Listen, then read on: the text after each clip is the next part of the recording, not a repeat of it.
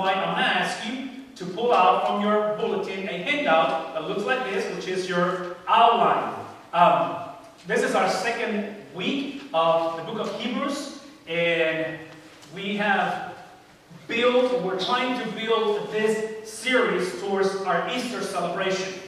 A couple of reasons why, because I want you to kind of just think for a second of what we are doing this morning. Can you guys show? There we go. This is the picture from my personal Instagram, social media, Twitter/Facebook account. Because my middle child, which is my beautiful Rebecca, I love little children. Especially if they're women. Well, I married one of them. So that's why I also very, kind of compelled to those. But Rebecca is just such a special girl to me. And she just turned 14. She's an 8th grader, and she is a Disney movie-driven individual. So, when she found out that the movie was coming out, she texted me that very same day and said, before you get home, would you please buy the movie? Now, we don't purchase movies. We hardly have any movies at home, like purchase DVDs. But I knew how she has been, just waiting for this moment, and I purchased it. So that's the picture of the actual DVD that I bought for her on that Tuesday. It was a Tuesday late night before I went home. And here's the thing. I got to see the movie with them last night, and I actually tweeted something regarding the movie. I want to think for a second why this is important, relevant to this morning.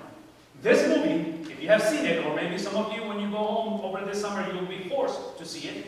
I mean, your kids are going to be playing that thing over and over again, whatever the case may be. I want you to hear this from me, because this is a theme that I constantly speak about on a regular basis. There's some theological things of this movie, like in every other movie, that just call my attention. And one of them has to do with the perception of one of the main characters, which is, this whole thing about two sisters. But the younger sister has this perception of finding the one. Ooh, one. Right? Finding the one. So when I heard that on the movie, I just tweeted and said, see, that's a lie straight from hell. There is not such a thing in this life as the one. I personally believe that there are no soulmates in this life. I believe your soulmate is the one you marry. And that's it. Okay, let me explain further on this.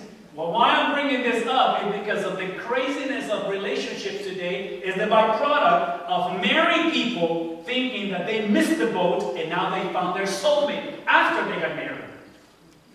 Are you following me on this? Or you have singles who they perpetuate singleness, and I'm not against being single, just hear me say this, but if you were created for marriage, if you know that you're supposed to get married, a lot of these people, they go from relationship to relationship thinking that until they find the one. And part of me wants to say, see, I know what you're implying when you say the one, but here's the point. The point that I'm trying to make to you is this. See, you need to understand that relationships, like everything else, but specifically dating and marriage, it's a decision you make. That's it. Now, does it involve feelings? Sure it does. You better like the person. You know what I'm saying? Hopefully it's attractive, or at least to you. You know what I'm saying? But get this thing that, the one, that we were kind of a made in heaven. We were supposed to be together. See, a lot of unfaithfulness and brokenness of relationships and marriages happen because someone found the one. So here's what I want you to see. I want you to hear this from me because I think Hebrews is going to help us to understand this. Not to find the one, but just to get this point across. In our culture today, especially young couples, they will go through this mentality of finding the one at the expense of making or taking responsibility of their decisions. So one more time. People will go through this over-spiritualization, especially Christians, over-spiritualization of, finding the one and praying that God will send me the right person. See, I'm not against those things, but all that I'm saying is this. Whoever you choose to marry, it's a decision. Own it. And once you marry the person, guess what? That's the one. See what I'm saying? There's no plan B. You stick to the plan. Okay, so here's my point. I feel that in today's culture, because of this, again, the one versus being responsible for decisions, The one is, since we're going to get married, we can have sex because we're going to get married anyways, instead of being responsible that you're not supposed to have sex before you get married, or outside of marriage for that matter. I feel the same thing happens in the season of Easter. In the season of Easter, where we are right now, through Lent, and all these religious practices that our culture is driven by, and I'm not against those practices, I think they are biblical, and I think we're supposed to embrace them and pass it on to the next generation. I want you to hear this from me. Hebrews is the one book from the New Testament that helps us to focus on the main reason of Easter. And again, some of you may oppose this, some of you may find it controversial. Welcome to First Baptist. That's just the way it goes in here. I don't believe that the primary reason why Easter took place is so people can get saved. I believe the reason, based on Hebrews, is that, and we said this again, is that Hebrews is a selfie from God. He took a picture of himself and literally put himself, watch this, put himself on a cross. Because I believe who got on the cross, who got crucified, is not simply a carpenter boy, it was God being crucified. So on the third day, the very same God that we crucified, we know through history, we know through the scriptures that he rose again. So at the end of the day, again, Hebrews help us understand this, is that Easter is not simply just for people to receive salvation. I'm all for salvation. I'm grateful we're saved. And if you're not, you'll get an opportunity this morning to receive Jesus. But I don't believe the focus center of Easter is your salvation. I believe it's the glory of God. I believe it's the power of God. And particularly with the book of Hebrews is the supremacy of Jesus Christ. Because you got to remember that him being born through a virgin, Christmas time, we had the fulfillment of many prophecies. And if this generation who received the Messiah and they saw the proofs of the prophetic voices throughout Old Testament, they still missed it. They still disregarded him as God himself. So when he comes and says, is it lawful for me to heal him or to forgive him of his sins? Which of the two? And they will be and say, that's blasphemy. You cannot forgive sins. Only God can forgive sins. And Jesus will reply and say, my point exactly. I am God. And they missed it. So here's the point. Would it be possible that as a generation, we're also in the same situation, that we are missing the purpose of Easter? So again, all that I'm trying to do is try to pull you back, because I have told you that as a definition, a selfie is the type of self-portrait photograph that we today do, typically taken with a handheld digital camera or a camera phone, and the selfies, which are, again, typically associated with social networking. So Hebrews is the selfie of God, to reveal to us that this is not about you improving, or watch this, it's not about you just avoiding hell. I don't believe God took a picture of himself so you can just avoid hell. Now, I'm all for you avoiding hell. Don't get me wrong. I don't want you to spend eternity in that, segregation without the presence of God called hell. But all that I'm saying to you is that I just don't believe that's the reason why, literally, he took a picture of himself. So now, why this is important? Again, a couple of things in here I want to kind of just refresh your memory. The book of Hebrews is written in a time and age where the Jews, the Hebrews, they had created a theology or a mindset where angels were placed at a higher position than they were supposed to. These people in the book of Hebrews, they started to worship angels. They saw angels, and they referred to angels, and if you just want to think for me for a second, they saw them as mediators. They saw them as the ones who would intervene between them and God. They saw them as the one who gave the law to the people of Israel, or in this case to Moses and then to the people of Israel.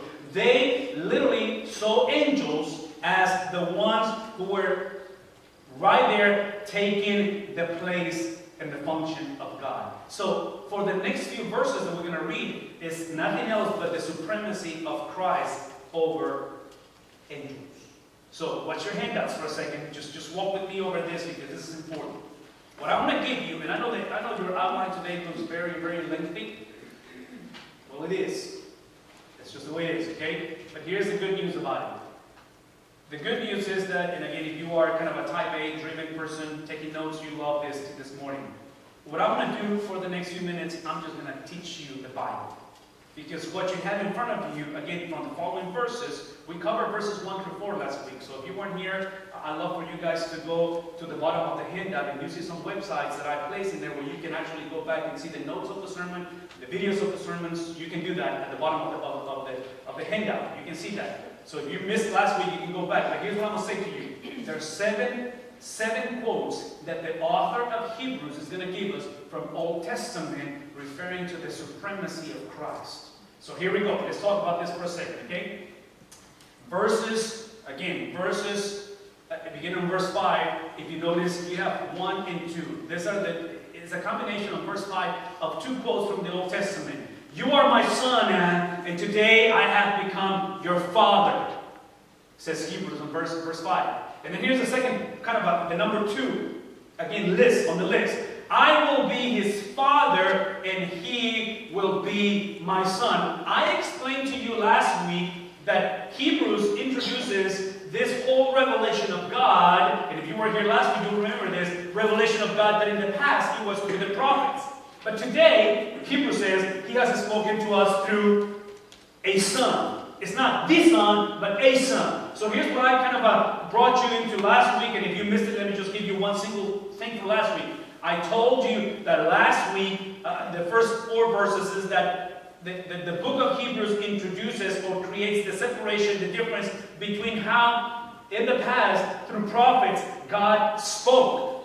But now, he has brought a family member. So instead of just someone delivering a message for him, now he has brought a family member. Now, we know who the Son is, but at the end of the day, once again, we believe that God got his camera phone and took a picture of himself and brought him to this world through a virgin.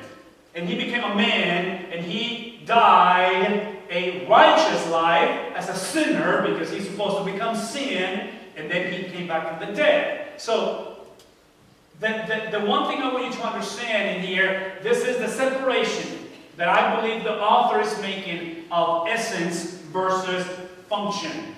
The fact that he gave us a son as the fulfillment of all revelation does not imply that he is different from the Father. And I want you to hear this because, again, you're going to see a lot of people in this season of the year celebrating Easter. And they look at Jesus as the Son of God, but very few people will look at Jesus as God himself. So once again, I don't know exactly how to illustrate this, but I always draw back into my pretzel. Because I think pretzels illustrate the concept of the Trinity in my mind. I mean, I'm just a simple guy, black and white mentality. And part of me wants to say there's 3 holes in one. Every one of those holes are different, but they make a pretzel. So I think when the Bible says that you are my son and I will become your father today, I think, again, it's implying this experience of the preeminence of Christ. The fact that he did not begin his existence through the virgin birth. I believe Jesus has always existed because he is God himself. So, bottom of the D. Again, let me come back to this. He is the reason why everything exists. He is the agent of creation. So once again, just listen for a second. If that's the case, I want you to write yourself a little note besides that statement of that, little section of your handout, and put the word owner. He's the owner. You're not. Easter is about recognizing who owns the deal. Now, I'm going to be honest with you. New people are coming into our church, new faces. Again, I just... How do we structure and how do we do life to convey to people, to one another, and to those who are joining for the first time, that this church is owned by Jesus Christ? How do we convey the message, again, maybe to our spouses, to our children, that at the end of the day, it's not me as a parent telling you what to do or you being rebellious to me, because this family belongs to Jesus. See, I'm just in sales, he's in management, so spoke to management. I mean, seriously, I'm just helping out in this deal. see what I'm saying? Because in the opposite is when you disregard the fact that he